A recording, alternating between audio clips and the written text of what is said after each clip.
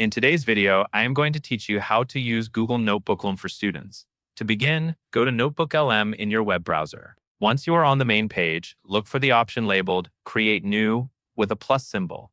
Click that to start a fresh notebook. Think of a notebook as a dedicated study space where your materials and your notes stay together, so it is easier to focus on one class or one topic at a time.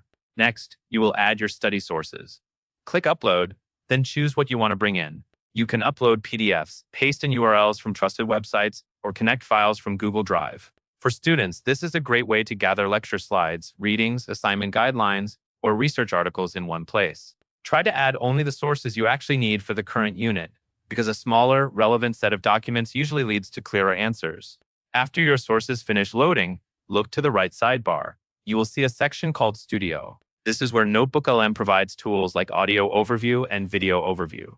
Studio is useful when you want a quick summary you can listen to while reviewing, or when you want a different format that makes the material easier to remember. If you are studying for a test, these overview options can help you reinforce key ideas without rereading everything from scratch. Now move to the chat box at the bottom.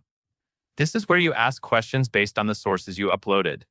Type a specific question, not a vague one. For example, ask for the main argument of a chapter, definitions of key terms, or a comparison between two concepts from your reading.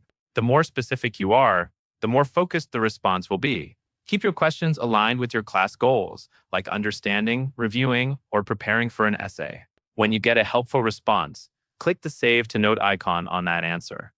This pins it to your board so you can find it later. Use this to build a study guide as you go, saving summaries, important explanations, and any points you want to revisit before quizzes or exams. That covers everything you need to know.